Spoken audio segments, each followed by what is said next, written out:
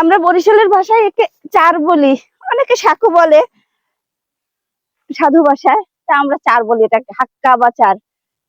এটা আমরা আজকে পাট শাকের ডাল রান্না করব। একেবারে তাজা তাজা পাট শাক নিয়ে, তারপর দেখছেন কি সুন্দর শাক হয়েছে, এগুলো আরো বড় হবে।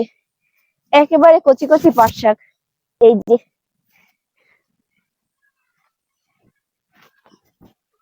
অনেক সুন্দর পাট শাক গুলো, একেবারে ফ্রেশ।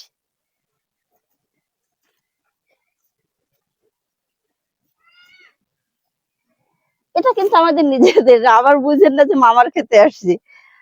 যেহেতু আমি মামার খেতে বেশিরভাগ শাকসবজি আনতে যাই, এটা আমাদের নিজেদের ক্ষেতের, একেবারে ঘরের পাশে ছোট্ট একটা ক্ষেত আছে, সেখান থেকে নিলাম। এই যে এই কাঠটা নিলাম, যেহেতু বড় হয় নাই বেশি, সেহেতু অল্পই নিলাম। এখন বাসায় যাই, কেটে বেছে আরে পড়ে গেল, কেটে বেছে তারপর রান্না করব। চলো। আল্লাহ, যাই।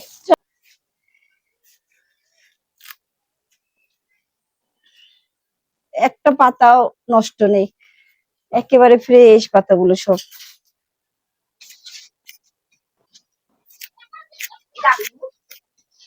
পাট শাকও আমাদের ছোলানো শেষ।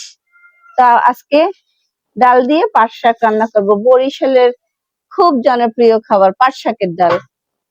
একেবারে ক্ষেতের তাজা শাক দিয়ে ডাল রান্না করব। আমরা সব কুটে নিয়েছি,